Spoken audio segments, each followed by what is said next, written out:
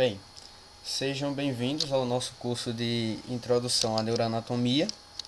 Meu nome é Everton Lopes, eu sou monitor do setor de Anatomia Humana do Instituto de Ciências Biológicas e da Saúde, o ICBS, da UFAL. E a gente preparou esse curso, eu junto com os outros monitores, porque a gente percebeu que muita gente tinha uma certa dificuldade quando ia iniciar o estudo da neuroanatomia, né? Quando ia estudar especificamente esse conteúdo no estudo da anatomia sistêmica. E percebendo isso, a gente pensou em uma forma de ajudar vocês a iniciar de uma forma melhor esse estudo tão importante na vida do profissional, principalmente daquele profissional da área da saúde. E aí a gente vai conversar um pouco agora, nesse vídeo, sobre a introdução à neuroanatomia e a anatomia da medula. Bem, eu coloquei essa foto porque eu acho essa foto uma foto fascinante, né, do sistema nervoso, que mostra aqui o sistema nervoso como um todo, tá? Pegando aqui tanto o sistema nervoso central quanto o sistema nervoso periférico. E aí esse sistema que é tão importante na nossa vida, que é talvez aí um dos mais importantes, né? Sem ele a gente realmente não vive. E aí, para a gente conseguir entender como que esse sistema tão grande, tão complexo e tão importante funciona, é necessário que a gente saiba qual é a sua unidade funcional, né? A sua célula. A célula do sistema nervoso é o neurônio. O neurônio, por sua vez, ele vai possuir algumas partes, que eu acho importante que a gente cite aqui. O corpo, o neurônio vai ter um corpo e vai ter um axônio. Então, no corpo vai ser gerado o potencial de ação e, através do axônio, esse potencial de ação vai chegar na sinapse nervosa e vai conduzir a informação, certo? Vai fazer a sinapse e conduzir a informação. Que seja tanto para outro neurônio, conduzindo aí um impulso nervoso, ou até para células musculares, gerando aí a contração muscular. Nesse neurônio também vão ter outras estruturas, né, que aí a cargo da histologia, do estudo mais da histologia, como os dendritos, certo? Bainha de mielina, a gente vai ver que alguns neurônios vão ser mielinizados, e é importante saber da existência dessa bainha de mielina, porque vão ter doenças que vão acometer especificamente essas bainhas, como por exemplo a ELA, né, a esclerose lateral amiotrófica. E além disso vão ter outras coisas, como por exemplo os nodos de Ranvier, que vão aí influenciar no potencial de ação. Bem, e aí para a gente compreender mais, a gente vai ter que lembrar um pouco da embriologia desse sistema. Esse sistema, ele tudo começa aí durante o desenvolvimento com o espessamento do ectoderma, né? Esse espessamento do ectoderma vai gerar a chamada placa neural, e aí essa placa neural vai começar a meio que afundar, vou usar esse termo aqui, vai começar a se afundar e vai formar um sulco, que vai ser chamado de sulco neural. Esse sulco vai se afundando cada vez mais, e aí vai dar origem à crista neural, vai se afundando ainda mais, dando aí origem à goteira neural, e depois esse sulco se fecha, que aí é o fechamento do tubo neural e formação do tubo neural propriamente dito. Aí, a partir do momento que esse tubo neural se fecha, ele vai começar a sofrer alterações para dar origem aos diversos órgãos do nosso sistema nervoso. E aí vão sofrer algumas dilatações, esse tubo neural vai sofrer dilatações nos seus segmentos, que vão dar origem às vesículas primordiais, às vesículas encefálicas. No começo serão 3, certo? Chamado aqui prosencéfalo, em azul, mesencéfalo, aqui em amarelo, e robencéfalo, em vermelho. Então essas são as 3 vesículas primordiais e que vão dar origem a todo o nosso sistema nervoso, tá? Aí no que se refere ao sistema nervoso central. Então o prosencéfalo, ele depois vai dar origem ao telencéfalo e ao diencéfalo. Veja que ele sofre aqui dilatações, ele vai se expandindo lateralmente, vai dar origem aqui ao telencéfalo e ao diencéfalo. O mesencéfalo vai continuar mesencéfalo, e aí o rombencéfalo vai se dilatar também em 2 lugares, formando o metencéfalo e o mielencéfalo, aqui em vermelho. E aí essas estruturas vão corresponder aí no indivíduo já formado ao cérebro, né?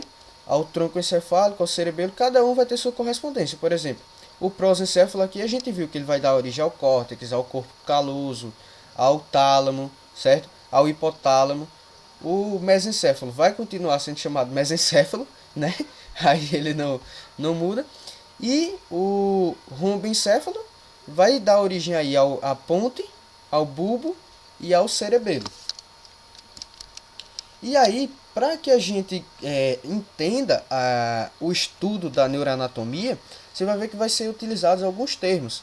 E esses termos muitas vezes vão se referir às divisões do sistema nervoso. Então a gente pega aquele sistema que era tão grande e tão complexo e começa a dividir ele para melhorar a nossa nomenclatura e o nosso estudo. Então você vai dividir com base em critérios. E esses critérios vão poder ser anatômicos, funcionais, embriológicos. Eu trouxe aqui para vocês os principais critérios de divisões do sistema nervoso, que aí vocês vão ter que saber essa nomenclatura, porque a gente vai se referir a isso, tanto a gente quanto nos livros, quando vocês forem ler, vai se referir de forma específica a alguns dessas divisões. Então a gente, na divisão anatômica, a gente divide o sistema nervoso em sistema nervoso central e sistema nervoso periférico. O sistema nervoso central vai ser aquela parte do sistema nervoso que vai estar dentro do esqueleto axial, então ele vai estar dentro da coluna vertebral e dentro do crânio, e o sistema nervoso periférico que vai estar fora dele. Então a gente pega o sistema nervoso central, ele vai se dividir ainda em encéfalo, que vai estar dentro do crânio propriamente dito, e aí o encéfalo vai ser o cérebro, o tronco encefálico e o cerebelo. E aí o tronco encefálico, por sua vez, vai se dividir em bulbo, ponte e mesencéfalo, enquanto a medula espinhal vai ser a outra divisão do sistema nervoso central, né? Então divide em encéfalo e em medula espinhal. Já o sistema nervoso periférico, aquele que vai estar fora do esqueleto axial, ele vai ser dividido em nervos e gânglios. E os nervos vão ser tanto nervos espinhais, aí tendo origem na medula espinhal, ou os nervos cranianos, que vão ter origem no tronco encefálico. Outra divisão que a gente tem vai ser a divisão embriológica, que a gente já conversou um pouco, né? Em prosencéfalo, mesencéfalo e romboencéfalo, que aí vão dar origem às outras divisões, como por exemplo, prosencéfalo vai dar origem ao telencéfalo e ao diencéfalo, que vão compreender o cérebro, certo? O mesencéfalo continua mesencéfalo e o romboencéfalo, por sua vez, dividido em metencéfalo, que corresponde à ponte e ao cerebelo, e o mielencéfalo, que corresponde ao bulbo. Outro critério, né? A gente vai dividir o sistema nervoso com base em critérios funcionais em sistema nervoso somático, também conhecido como sistema nervoso de vida de relação, e sistema nervoso visceral, certo? E aí o sistema nervoso somático, a gente vai dividir ele em dois, um aferente e um eferente. O que isso quer dizer? O aferente vai ser aí a parte desse sistema que vai estar levando impulsos para o centro. Então vai estar pegando a informação da periferia e levando para o centro. Enquanto o sistema nervoso eferente vai estar aí pegando a informação do centro e levando para a periferia, certo? Enquanto que o sistema nervoso visceral vai ser dividido também em aferente e eferente. Só que aqui cabe um porém. O sistema nervoso eferente, né, a parte eferente do sistema nervoso visceral, vai ser chamado de sistema nervoso autônomo, certo? E aí esse sistema nervoso autônomo é dividido em duas partes, né? Em sistema nervoso autônomo simpático e sistema nervoso autônomo parasimpático. Eu quero lembrar para vocês que essa divisão aqui é tão importante que geralmente estuda-se em uma aula só o sistema nervoso autônomo, certo? Aqui eu gostaria de simplificar aqui, sendo bem simplista mesmo, com relação a essa divisão. O sistema nervoso simpático vai ser aquele que vai responder a gente no momento de luta ou fuga, certo? Então vai ser aquele que vai agir principalmente quando a gente está sob algum estresse, seja aí de ameaça à vida ou algum outro motivo. E o sistema nervoso parasimpático vai ser aquele que vai estar aí que vai estar em atuação nos momentos aí mais de calmaria, né, por assim dizer. Só que aí eu chamo a atenção para vocês o seguinte: os dois sempre vão estar em atuação. Não existe isso de, agora está só agindo só o simpático, agora só o parasimpático. Não. Eles têm uma ação equilibrada, certo? E aí vão agir de diferentes formas em diferentes sistemas. E aí a gente vem para a anatomia da medula espinhal, propriamente dita, né? A anatomia macroscópica da medula espinhal. Então aqui no Atlas, vocês vão ver essa estrutura aqui, né? Essa imagem bonita, bem desenhadazinha, que é aí da medula espinhal dentro do canal vertebral, aqui dentro da coluna, do esqueleto axial. Só que quando você pegar uma peça, ela vai estar mais ou menos assim, né? Então, por que vai estar assim? Porque a peça é utilizada aí por N motivos, né? Uma peça usada há muito tempo. Então, no Atlas vai ser essa coisinha aqui um pouco mais bonita. E na prática vai ser essa estrutura aqui, certo? E aí a gente vai estudar ainda na anatomia macroscópica da medula espinhal, as características gerais dela. Então eu peguei aqui a definição que o livro Neuroanatomia Funcional dá, do Ângelo Machado, que aí vai ser um livro que vai acompanhar vocês no estudo da neuroanatomia, que vai definir a medula espinhal em... Ele vai dizer que a medula espinhal é uma massa cilindroide de tecido nervoso situada dentro do canal vertebral, sem, entretanto, ocupá-lo completamente.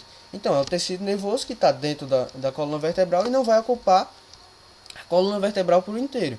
Ele vai medir aí aproximadamente 45 centímetros de comprimento. A medula espinhal vai ter aproximadamente esse tamanho, sendo que nos homens vai ser um pouco maior do que nas mulheres. E aí essa medula, ela vai ter limites, certo? O limite cranial dela vai ser no bulbo. Então, onde a medula termina cranialmente? No bulbo, porque bulbo já é tronco encefálico. E o limite caudal dela, o limite mais inferior, vai ser aí aproximadamente no nível da vértebra L2. Mas por que é importante saber desses limites? Principalmente aqui no que se refere ao limite L2, eu vou saber que abaixo dessa vértebra, abaixo da segunda vértebra lombar, provavelmente eu não vou ter mais medula. E por que isso é importante? Porque se eu for fazer uma punção licórica, certo? Se eu vou fazer uma punção, se eu quero retirar uma parte do líquor, seja para fazer um diagnóstico, seja para fazer um alívio ou para qualquer motivo, eu vou ter que fazer isso abaixo dessa vértebra, porque eu não vou querer correr o risco de danificar, né, de causar uma lesão na medula espinhal. E aí, na anatomia macroscópica, a gente vai perceber que essa medula espinhal, ela vai possuir algumas intumescências, algumas partes que ela vai ser um pouco maior, certo? Que ela vai aumentar o seu calibre. E aí vão ser a intumescência cervical, certo? Aqui na parte superior, e a intumescência lombar, mais na parte inferior. Mas por que se formam essas intumescências? A gente tem que lembrar que a coluna, né, que a medula espinhal é tecido nervoso, são neurônios. Então, se eu vou ter um lugar que vai receber mais neurônios, mais informações, ou que vai enviar mais informações por algum motivo, automaticamente eu vou saber que esse lugar vai ter que ter um calibre um pouco maior, porque vai estar chegando mais fios aí, eu vou dizer assim, mais neurônio vai estar localizado nesses locais. E aí, a intumescência cervical vai existir, porque nesse lugar você vai ter os neurônios que vão aí formar o plexo braquial, que é aquele plexo responsável por formar os nervos que vão movimentar, que vão aí fazer parte da informação, né, do controle dos membros superiores. Então, na região cervical, se eu vou ter mais neurônios saindo daí, mais nervos sendo formados e mais informação chegando, eu vou ter uma dilatação. E na intumescência lombar, eu vou seguir a mesma lógica. Eu vou ter que nessa região vai estar saindo origem aí os nervos, né, vão estar saindo os nervos que vão controlar os membros inferiores. Então, nessa região, automaticamente, eu tenho que entender que ela vai ter um calibre maior, porque eu vou ter mais corpos de neurônios, né, mais neurônios nesses lugares, certo? E aí, a gente continuando então vocês podem ver aqui numa peça real, né, a intumescência cervical aqui um pouco melhor. E aí você vai ver também que como a medula ela vai terminar em L2, mas uma parte das raízes nervosas vão continuar. E aí vai formar uma estrutura chamada cauda equina, certo? Que aí vai ser formada pelas estruturas nervosas. E aí eu chamo a atenção também que o finzinho aqui da medula espinhal é chamado de cone medular. Que vocês podem ver aqui nessa imagem, certo? Então, a gente vai ver agora, a gente pega a medula espinhal e faz um corte transversal na medula, certo? Eu vou cortar a medula ao meio e vou olhar ela agora e eu vou ver mais ou menos, eu vou ver essa imagem. Então eu vou ter essa imagem da medula. Isso aqui é uma imagem ampliada, porque como vocês viram na peça prática, a medula ela é fina, certo? Aí é bem fininha. E aí a gente, quando for estudar, provavelmente vocês vão ver essas estruturas que eu vou falar aqui nessa peça, numa peça de gesso. Então, quais são as estruturas importantes que eu vou ter aqui nesse corte da medula? Primeiramente, a gente vai saber que a medula vai ter duas substâncias, uma substância branca, que vai estar aqui ao redor, e uma substância cinzenta, que vai estar aqui no centro, certo? Aí vocês podem estar dizendo, pô, o Everton tá louco, como assim? Isso aqui é que é branco, isso aqui é que é mais cinzento. Mas não, na medula a substância branca fica por fora e a substância cinzenta no centro, diferente do que aí vocês vão ver no cérebro. E por que a coloração aqui não está correspondendo a isso que eu estou dizendo? É simples, por conta da conservação da peça, por conta das substâncias utilizadas, né? Então, eu vou pegar a medula, eu quero que vocês saibam que aqui é a face ventral da medula, então vai ser aqui a face anterior, certo? E aqui a face dorsal, ou posterior, né, da medula. E aí a gente vai ter algumas estruturas importantes, né, alguns acidentes importantes. Anteriormente eu vou ter aqui a fissura mediana anterior, certo? Fissura mediana anterior. E posteriormente eu vou ter o sulco mediano posterior. Então já chama a atenção aqui de vocês com relação à nomenclatura, que anteriormente é fissura, mas posteriormente é sulco, certo? Então, fissura mediana anterior, sulco mediano posterior. E aí eu vou andando mais aqui lateralmente. Eu vou ter ainda um sulco anterolateral ou sulco lateral anterior, certo? Vou aqui para a região posterior agora. Eu vou ter um sulco posterolateral ou sulco lateral posterior, certo? Então a gente já viu até agora 4 sulcos. Fissura mediana, 4 acidentes, né? Fissura mediana anterior, sulco mediano posterior, sulco lateral anterior e sulco lateral posterior. Por que é importante esses sulcos? Porque eles vão dividir a substância branca da medula em 3 partes, que são chamados funículos, certo? Então, da fissura mediana anterior até o sulco lateral anterior, eu vou ter o funículo anterior. Do sulco lateral anterior até o sulco lateral posterior, eu vou ter o funículo lateral. E do sulco lateral posterior até o sulco mediano posterior, eu vou ter o funículo posterior. E aí, em alguns lugares da medula, a gente vai ter o chamado sulco intermédio posterior, que aí vai dividir esse funículo posterior em 2 fascículos, um fascículo grácil e um fascículo cuneiforme. E aqui vocês vão ver as mesmas estruturas aqui mostradas, né? Então, na peça de gesso a mesma coisa, fissura mediana anterior, sulco mediano posterior, aqui você vê o sulco intermédio posterior e aqui bem mais dividido o fascículo grácil e o fascículo cuneiforme. Então essas são as divisões da substância branca. E aqui, anteriormente, certo? Você vê que a fissura mediana anterior, ela não chega até a substância cinzenta. Aqui nessa peça aqui, não dá para você enxergar direito, certo? Mas aí, quando vocês estiverem estudando, vocês vão perceber que existe um certo espaço aqui, que é chamado comissura branca da medula. Por que existe esse espaço? Porque aqui vai haver, em alguns locais, uma, uma, uma os tratos que vão passar aqui, eles vão atravessar essa estrutura e aí vão transmitir a informação, né? E vai ser aqui um espaço de uma ponte, por assim dizer. Pronto, vou chamar de ponte na medula, certo? E aí a gente viu as divisões da substância branca da medula. Só que ainda vai ter a substância cinzenta, né? Que a gente vai trabalhar mais essas divisões quando estiver estudando anatomia funcional. Mas eu já chamo a atenção aqui para vocês agora que a gente vai dividir a substância cinzenta em corno ou coluna anterior, certo? Aqui você vê mais ou menos a forma de um H, né? A gente brinca que a substância cinzenta vai ter a forma de um H ou de uma borboleta, né? E aí vai ter corno anterior, corno ou coluna anterior, corno ou coluna lateral. Essa coluna lateral ela vai ser importante para a gente saber que corte da medula a gente vai estar pegando, porque ela só vai estar presente, essa coluna lateral, em algumas partes lombares e aí em algumas partes da medula torácica, e corno ou medula corno ou coluna posterior, certo?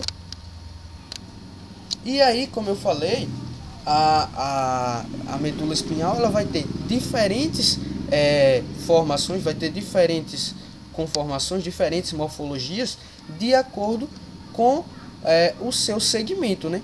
Então ela não vai ser igual macroscopicamente em toda a sua extensão.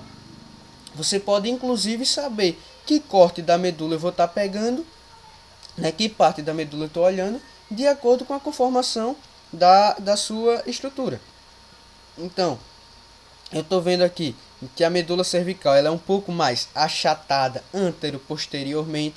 Eu estou vendo que a medula torácica ela é um pouco mais redondinha, né, por assim dizer. E eu vejo aqui a coluna lateral, que eu mostrei para vocês, que eu falei que ela existia aqui nos segmentos torácicos da medula. Vejo aqui a medula lombar, já começo a perceber que a substância cinzenta aqui já tem um pouco, já é um pouco maior, certo? E aqui a medula sacral, né? Que realmente, se você pegar a substância cinzenta aqui, vocês vão ver que ela parece uma borboleta, né? Aí a gente brinca que quem estuda anatomia vê muito desenho, vê muita imagem, muita figura em lugares que muita gente não vê. Mas aí eu acredito que forçando a barra um pouquinho vocês conseguem ver que ela parece uma borboleta, né? Parece as asas de uma borboleta de fato. E aí a gente vai ter uma coisa, vai chamar a atenção para um aspecto importante da anatomia da medula, que é a topografia vértebro-medular. Então, a medula ela vai ser dividida em segmentos, certo? Você vai ter os segmentos medulares. Só que esses segmentos vão estar sob as vértebras, né? Você vai ter aí uma vértebra e um segmento correspondente, né? Que vai estar sob essa vértebra. Só que você poderia pensar, pô, se eu vou dividir a coluna em segmentos e eu vou ter as vértebras também sendo numeradas, então segmento T1 vai estar sobre a vértebra T1, né? Vai estar sobre o segmento T1 da medula espinhal. Só que não, isso não acontece, porque durante o desenvolvimento você vai ver o seguinte: até o 4º mês de desenvolvimento, a coluna vertebral, representada aqui por esses retângulos pontilhados, e a medula espinhal, representada aqui por essa figura aqui do meio, vão estar crescendo na mesma velocidade. Então até aqui tudo bem, beleza. Então eu vou botar aqui que o T1 está sobre o segmento T1. Só que, à medida que o desenvolvimento vai se dando, a coluna vertebral, né, ela vai ter uma velocidade de crescimento maior do que a medula espinhal. Então o que é que vai acontecer? Você vai ter as vértebras já no crescimento diferenciado e a medula continuando aí no crescimento mais lento. Então a gente já vê que já começa a puxar aqui as raízes nervosas mais inferiormente, até que isso se concretiza, né, no adulto. Então você vê que já existe uma diferença aqui de altura, de correspondência entre a vértebra e o segmento.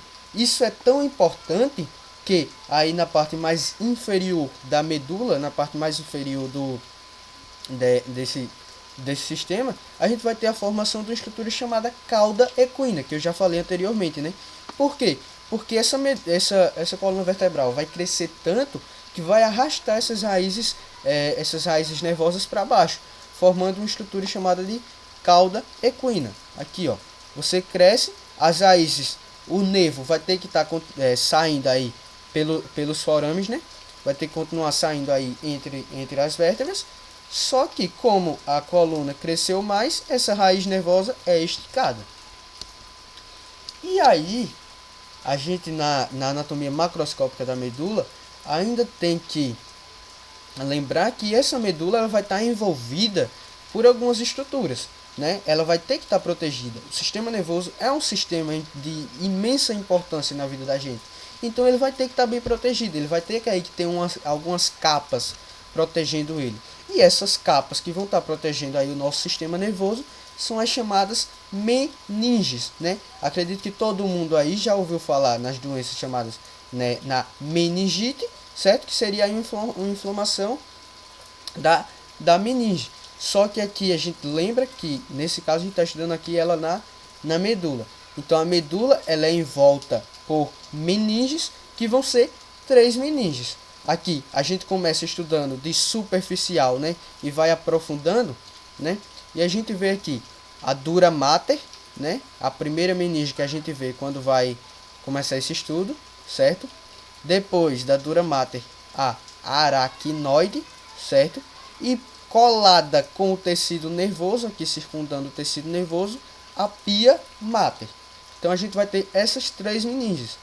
Só que existe mais coisa importante da gente saber. A gente tem que saber que entre essas meninges vão ter espaços. E aí os principais espaços que a gente vai ver são entre a dura mater e o periósteo do canal vertebral. A gente vai ter o espaço chamado espaço epidural. E aí esse espaço ele vai conter gordura e vai conter veias, né, que vão ser chamadas aí de, ao todo vão compreender o plexo venoso vertebral interno. Então nessa região aqui vocês vão ter veias. Mas por que eu quero saber que existe veia nesse local? Para que saber o nome dessas veias? Para que saber que existe isso aí? Não vai fazer diferença na minha vida? Vai, cara, vai fazer diferença na sua vida. Por quê?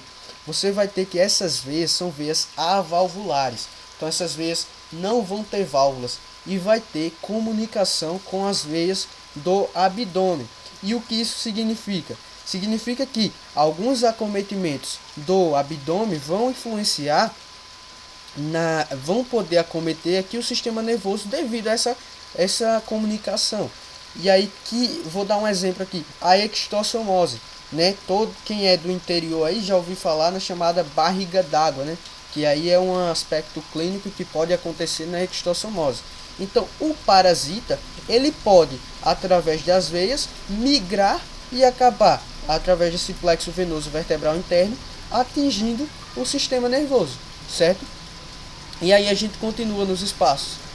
Entre a dura mater e a aracnoide, a gente vai ter o espaço subdural. Esse vai ter uma pequena quantidade de líquido que vai permitir o deslizamento das estruturas, certo? O deslizamento entre essas meninges. E aí abaixo da aracnoide a gente vai ter o espaço subaracnoide, que é aí o espaço talvez considerado mais importante. E por que é mais importante? Porque é nesse espaço subaracnoide que a gente vai ter o líquor ou líquido céfalo-raquidiano, que aí vai ser um líquido que vai circundar todo o sistema nervoso central e vai servir aí para o bom funcionamento desse sistema nervoso, porque a gente diz que o sistema nervoso central ele vai estar boiando, certo? Então esse líquor é importante porque vai proteger aí uma das funções dele é proteger o nosso sistema nervoso central daí dos acometimentos mecânicos, né? Porque ele vai formar aí mais além dessas outras barreiras, ele vai formar mais um mecanismo de proteção. E aí eu mostrei numa imagem bonita, né? Numa imagem de atlas, E agora a imagem real, a imagem mais próxima do que vocês vão ver na realidade, né? Essa aqui ainda é uma imagem bonita, eu considero. E aí a gente vê a dura mater aqui, ó, certo? Circundando, protegendo a medula espinhal, certo? E até eu achei bonita aqui essa medula espinhal, a gente consegue ver bem os aspectos dela, né? A fissura mediana anterior, o sulco mediano posterior, enfim. Mas aqui está a dura mater, que prova que eu não estou mentindo, que existe uma meninge realmente circundando a medula e protegendo ela, certo? E aí, como eu falei, devido àquele crescimento da medula espinhal, da coluna vertebral em relação à medula espinhal, ela vai puxar as raízes nervosas para baixo, certo? E vai formar a chamada cauda equina, que é aqui, ó. Vamos lá. Parece, não parece uma cauda, uma cauda no cavalo? Então vai formar a estrutura chamada cauda equina. E aí, outra coisa que eu chamo a atenção é que o filamento terminal ele vai continuar, a dura mater ela vai continuar e aí junto com as outras meninges e vão formar uma estrutura chamada filamento terminal. Então as meninges vão formar uma estrutura chamada filamento terminal, certo? A dura mater aqui não vai estar presente ainda na composição desse filamento. No entanto, depois ela vai se juntar e vai formar aí o ligamento coxígeo, certo?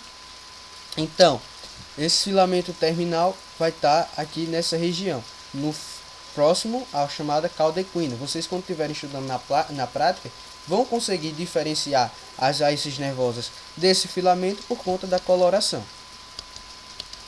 E aí, como eu falei, aqui ó, o ligamento coxígeo. Você vê que se continua e vai se ligar lá no cóccix, aqui alfinetado nesse alfinete branco. E aí, por que é importante? Mais uma vez, se a gente está estudando essa anatomia, é porque é importante para a nossa prática clínica. E aí, como eu falei, se eu sei que a medula ela termina em L2, eu vou saber que se eu fazer uma punção abaixo de L2, eu vou ter menos risco de lesar a medula. Então, você vai nessa região aqui, ó, que você percebe que você não vai ter tanta chance de lesar a medula, e você faz a punção. Funcionou, coletou o líquor, faz aí o exame. E agora a gente chega na segunda parte da aula, né? Na neuroanatomia funcional da medula. Tudo que a gente viu até agora foram aspectos macroscópicos. Agora a gente vai saber a funcionalidade da medula. E aí tem gente que chega nesse momento já começa a ficar desesperado. Meu Deus, até agora eu não estou entendendo nada. E aí quando é o professor que está ensinando já começa a se desesperar. Eu não estou entendendo nada. Calma, galera, vai dar bom. O estudo do sistema nervoso, o estudo da anatomia em si, ele é um estudo que exige paciência, né? E aí tem gente que chega nesse momento de tão desesperado, já diz logo, quer trancar o curso. Não estou entendendo mais nada, não vai dar certo. Vai dar paciência, fé no Pai que vai dar bom. Então vamos continuar. E aí, o que a gente estuda nesses aspectos funcionais, né? A gente sabe que a medula é tecido nervoso, certo? Então vão ser neurônios. Vão ter axônios ali. Então, esses neurônios vão estar transmitindo uma informação. Vão ser aí como fios de energia, por assim dizer. Vão ser como fios de energia. Então, vão ter uns fios que vão estar subindo, vão ter uns fios que vão estar descendo. Vão ter uns fios que vão estar levando informação para o cérebro e vão ter uns fios que vão estar trazendo informação do cérebro. E como é que se descobriu aí quais fios são esses? Por onde está passando cada um desses fios? Através do fenômeno chamado degeneração valeriana. O que é que se sabe? Que quando você causa uma lesão do neurônio, o segmento do axônio ele vai sofrer uma degeneração. Então, através desse estudo, você percebe, aí os estudiosos perceberam que o neurônio, quando ele está descendo, a degeneração assumia um certo aspecto. Por outro lado, se esse neurônio estiver subindo, a degeneração do axônio dele assumiu um outro aspecto. Então, através desse estudo, desse fenômeno chamado degeneração valeriana, eu vou saber se está subindo ou se está descendo os tratos, certo? E aí a gente começa o estudo através da substância cinzenta da medula, né? Isso aqui que parece um H. Então, a gente vai dividir essa substância cinzenta em algumas partes. Eu vou traçar aqui duas linhas, né? Uma aqui e outra aqui, e mais duas nesse sentido. Fiz isso, eu consigo dividir a substância cinzenta em coluna anterior, coluna posterior e ainda posso ver aqui a coluna lateral, que falei a vocês que estava presente no segmento torácico e algumas partes dos segmentos sacrais. E aí, além de coluna anterior e coluna posterior, eu vou ter a chamada substância cinzenta intermédia, que ainda é dividida em substância cinzenta intermédia central e substância cinzenta intermédia lateral. Vou aproveitar aqui, que foi uma coisa que eu esqueci de falar anteriormente. Dentro dessa substância cinzenta a gente vai ter um pequeno canal chamado de canal central da medula, ou também chamado de canal ependimário. E aqui você consegue ver aquela comissura branca que eu falei que existia, né? Você vê que a fissura mediana anterior realmente não toca a substância cinzenta. E aí, nessa substância cinzenta, a gente vai ter, ela vai ter algumas coisas aí que vão ser divididas, né? Por exemplo, Hexed descobriu que essa substância cinzenta é dividida em lâminas, que vão aí de 1 a 10, certo? Só que isso é um estudo mais aprofundado, que eu achei que não seria interessante a gente aprofundar mais aqui, porque não vejo aí muitos professores conversando sobre isso. Mas aí vocês já estou falando que a substância vai ter essas lâminas, né? As lâminas de Hexed, e aqui também vou aproveitar. Nessa região aqui na coluna posterior vai ter o chamado portão da dor. Vai ter aqui a substância gelatinosa de Rolando, que vai ser o chamado portão da dor aqui nesse local. Além dessas lâminas, eu vou ter aqui na substância cinzenta os chamados núcleos medulares, certo? Então, esses núcleos vão estar nessa substância cinzenta, e é importante de eu saber que existe isso, porque vai existir uma certa somatotopia entre a posição desses núcleos e o lugar que esses neurônios que estão nesses núcleos vai comandar. Então, a gente vê aqui, através dessa figura, que os neurônios que vão estar nos núcleos medulares mais mediais vão aí controlar os músculos mais proximais, mais axiais, enquanto os neurônios que vão estar nos núcleos mais distais vão controlar os músculos mais, os neurônios que vão estar nos núcleos medulares mais laterais, né, vão controlar os músculos mais distais. Então, é importante saber isso? É importante saber, porque se eu tenho uma massa crescendo aqui de dentro para fora, eu vou saber que primeiro eu vou ter um acometimento mais proximal, para depois essa massa acometer o segmento mais distal. Do contrário também é válido. Se eu vou ter uma compressão aqui de fora para dentro, eu vou ter um acometimento que vai começar distalmente, o paciente vai sentir mais sintomas distais, e depois que ele vai começar a sentir sintomas mais proximais. Cabe aqui um parêntese. Na neurologia vão ter muitas doenças que vão causar sintomatologia parecida. Então, isso aqui é só um exemplo, tá? E aí a gente continua no estudo, agora falando da substância branca da medula. Esse desenho aqui, ele está mostrando os tratos que vão estar presentes na medula. O que é um trato? Resumidamente, um trato são um conjunto de neurônios que vão ter a mesma origem, o mesmo destino, e vão carregar a mesma informação. Então eu vou ter esses tratos que eles vão poder estar subindo, né, chamados tratos ascendentes, e os tratos que vão estar descendo, chamados tratos descendentes. E aí eles vão ter a localização correta na medula, certo? Essa aqui é uma figura bem mais detalhada. Se você for pegar o Ângelo Machado, você vai ver que ele vai resumir esses tratos aqui, mas eu achei importante para vocês saberem o tanto de coisa que existe aí e o tanto de informação que muitas vezes a gente acaba não conseguindo estudar ainda, mesmo que num período de tempo maior. E aí a gente vai ter nesses tratos, né, divididos em ascendentes e descendentes. A gente começa a estudar pelas vias descendentes, né, que vão ser aí as vias mais correlacionadas com a movimentação, com os estímulos motores. E eu vou ter essas vias descendentes divididas em dois sistemas, um sistema lateral e um sistema medial, certo? E aí, antigamente se dividia isso em piramidal, em vias piramidais e vias extrapiramidais. Só que hoje não se faz mais essa divisão. É mais utilizado o sistema lateral e sistema medial.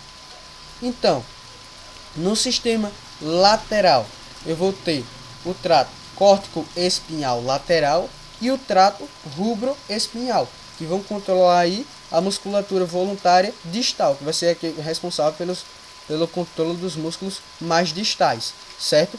Então esses tratos vão estar descendo pelo sistema lateral e vão controlar os músculos mais distais. Veja aqui, agora estudando o sistema medial, que vai ser composto por esses tratos aqui. Esses são os principais tratos que o compõem. A gente já tem o trato córtico-espinhal anterior. Oxi, mas como assim? Eu tenho o trato córtico-espinhal lateral e tenho o trato córtico-espinhal anterior. Qual a diferença dos dois? Cara, esse trato córtico-espinhal vai ser o trato que vai ser aí o principal responsável pelo controle dos músculos. E o que é que acontece? Esse trato ele tem origem no córtex cerebral. Então ele tem origem lá no córtex, vai descer e vai chegar um momento que ele vem aqui com um trato único e chega um momento que ele cruza. Só que nem todas as fibras vão cruzar. Nem todas as fibras vão cruzar as fibras desse trato. Então, você vai ter umas que vão continuar aqui no trato córtico-espinhal anterior e outras que vão decursar, vão trocar de lado aqui no trato córtico-espinhal lateral, certo? E por que isso é importante? Acredito que todo mundo já ouviu falar que o hemisfério direito do cérebro vai controlar os músculos da parte esquerda do corpo. E por que isso acontece? Porque esse trato vai cruzar, cara, certo? Então, aí continuando no estudo. Uma coisa que eu quero chamar a atenção para vocês. Muita gente se desespera decorando esses nomes aqui. Muita gente se desespera. Mas o estudo da anatomia muitas vezes é lógica. É lógica. Porque você vai ter que saber desdenhar, né, aqui, quebrar o nome, a nomenclatura das coisas em partes. Por exemplo, se eu tenho um trato córtico espinhal lateral, o que esse nome quer dizer? Cara, esse nome quer dizer que eu vou ter um trato que vai ter origem no córtex, certo? Córtico. Ele vai chegar na medula, certo? Aqui na medula espinhal, então espinhal. E ele está no funículo lateral. Então eu vou dar que nome que eu vou dar a esse trato? Eu vou chamar ele de córtico espinhal lateral. Um trato que tem origem no córtex, que vai ter como destino a medula espinhal e vai estar no funículo lateral, certo? E aí no sistema medial eu vou ter, né, o trato córtico-espinhal anterior, que aí vai estar sendo responsável principalmente pela musculatura axial e proximal dos membros superiores. Vou ter o trato teptoespinhal, certo? Que vai ser aí responsável pela orientação motora da cabeça. E vou ter esses outros tratos: retículo espinhal contínuo, retículo espinhal bulbar, vestíbulo espinhal lateral, vestíbulo espinhal medial, que vão ter aí como principais funções, né? Principais funções, mais uma vez dizendo, porque existe mais algumas coisas, mas aí vão ser responsáveis pelos ajustes posturais, certo? E aí a gente vai para as vias ascendentes. Essas vias ascendentes que vão ser aí responsáveis por levar as sensações para o nosso cérebro, para o tálamo, para as partes do sistema nervoso aí que vão estar mais acima, certo? Então, aí a gente vai ter como esses tratos o fascículo grácil e o fascículo cuneiforme, certo? Que vão estar lá no funículo posterior da medula, que vão transmitir como informações a propriocepção consciente, que o que é isso? É eu saber, resumidamente aqui, eu saber onde está cada parte do meu corpo, mesmo que eu não esteja vendo, certo? Então eu tenho, através da propriocepção consciente, eu sei onde que está cada parte do meu corpo. Se você fechar o olho e tentar tocar seu nariz, provavelmente você vai conseguir. Por quê? Porque você tem essas coisas funcionando bem. E aí, eu vou ter também como sendo conduzido informações por esses tratos o tato epicrítico. Tato epicrítico, que é um tato mais sensível, por assim dizer, certo? Vou ter a sensibilidade vibratória. O que é essa sensibilidade vibratória? Também chamada de palestesia. Se você pegar um diapasão, certo? Que é aí um instrumento que muitos de vocês vão ter contato, aí na vida, mais posteriormente, né, no curso, vão ter contato com o diapasão. Você pega esse diapasão, você bate no diapasão, coloca esse diapasão contra uma estrutura óssea e você vai sentir a vibração no osso, certo? E além disso eu tenho a estereognosia, que aí vai ser eu conseguir saber o tamanho e as formas do objeto, mesmo sem estar vendo, né? Representado aqui nessa imagem. E o que é importante de eu saber que existem esses fascículos gástricos cuneiformes? Cara, existe um distúrbio neurológico chamado de tabes dorsalis, que aí ele vai ser uma consequência da sífilis, que pode acometer esses fascículos. Então o cara vai ficar com problema em se ter esses sentidos aqui, certo? E aí, ainda nas vias ascendentes, eu vou ter os tratos espinotalâmico anterior, certo? Trato espinotalâmico anterior. O que é que esse cara tá, de onde esse cara tá saindo, para onde ele tá indo, para onde ele tá indo? Cara, espino, certo? De medula espinhal, talâmico, certo? Do tálamo, e anterior, cara, localização, questão de localização. Então, eu tenho um trato que está saindo da medula espinhal e está indo para o tálamo. Então, esse trato é ascendente ou descendente? O tálamo está acima da medula. Então, esse trato é ascendente, certo? E aí, ele vai conduzir o tato protopático e a pressão, os estímulos de pressão, né, na pele. Tato protopático, diferente de tato epicrítico, é um tato um pouco mais robusto, né? É menos sensível. E aí eu vou ter o trato espinotalâmico lateral, conduzindo dor e temperatura, certo? O trato espinocerebelar anterior e o trato espinocerebelar posterior. Espinocerebelar, que é que esse cara, de onde esse cara está indo, qual é o destino desse cara? Esse cara está saindo da medula espinhal e está indo para o cerebelo. Trato espinocerebelar, certo? E aí, com relação à localização, anterior, posterior. E ele vai ser aí levar informações de propriocepção inconsciente, que aí o nosso sistema nervoso vai saber o grau de contração, nível de contração dos músculos durante o movimento, né? Que é a chamada propriocepção inconsciente. Então, as referências utilizadas nessa aula foram esses livros aqui, certo? Principalmente o livro Neuroanatomia Funcional, do autor Ângelo Machado e da Lúcia Machado, né?